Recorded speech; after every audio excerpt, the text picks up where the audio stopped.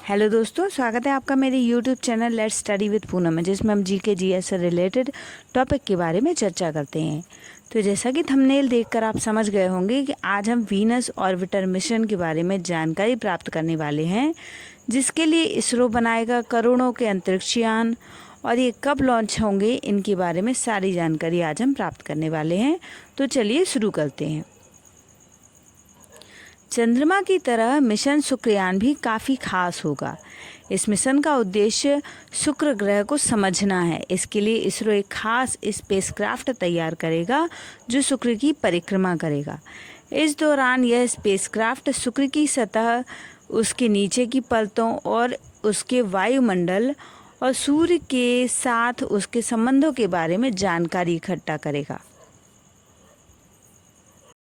मंगलयान और चंद्रयान की सफलता के बाद अब इसरो नए मिशन वीनस ऑर्बिटर मिशन की तैयारी में जुटा है, जिसे मिशन शुक्रयान नाम दिया गया है। इसके बाद इसरो पृथ्वी के नज़दीक ग्रह शुक्र के बारे में अध्ययन करेगा। बता दें कि इस मिशन के लिए एक खास तौर पर अंतरिक्षयान तैयार किया जा रहा है। इसरो के इस मिशन के लिए सरकार की तरफ से 1234 करोड़ रुपए मिले हैं, जिसमें से 824 करोड़ रुपयों को इसरो अंतरिक्ष यान पर ही खर्च करने वाला है।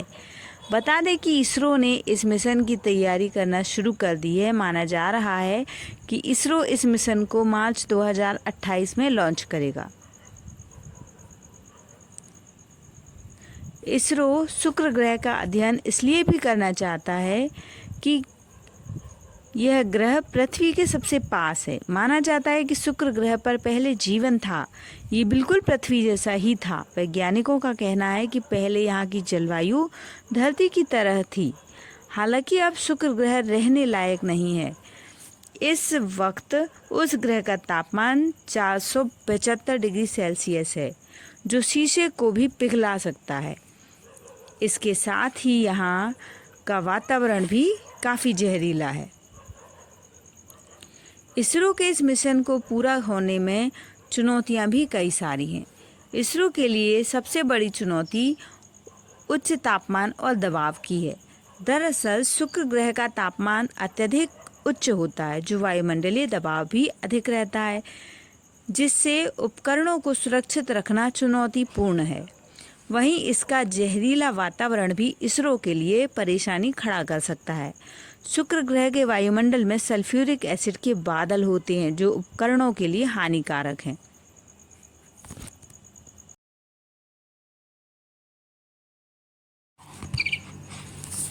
आकाश के सबसे चमकीले पिंडों में से एक के रूप में शुक्र को प्रागैतिहासिक काल से जाना जाता है, और इस तरह कई प्राचीन संस्कृतियों ने ग्रह के अवलोकन को दर्ज किया है। जैमडेट नस्त्र काल की एक सिलेंडर सील से संकेत मिलता है कि प्राचीन सुमेरियन पहले से ही जानते थे कि सुबह और शाम के तारे एक ही खगोलीय पिंड थे। सुमेरियन ने इस ग्रह का नाम देवी इनाया के रूप में रखा, जिन्हें बाद में अक्कादियन और बेबीलोनियन द्वारा ईश्वर के रूप में माना जाता था। प्रेम और युद्ध दोनों की देवी के रूप में उनकी दोहरी भूमिका थी, जिससे वे एक ऐसे देवता का प्रतिनिधित्व करती थीं जो जन्म और मृत्यु की अध्यक्षता करता था। दोस्तों, इस वीडियो में हमने वीनस ऑर्बिटर के मिशन के बारे में जानने का प्रयास किया है। यदि हमारा वीडियो और दी गई जानकारी आपको पसंद आती है तो चैनल को लाइक, शेयर और सब्सक्राइब जरूर करें। धन्यवाद दोस्तों।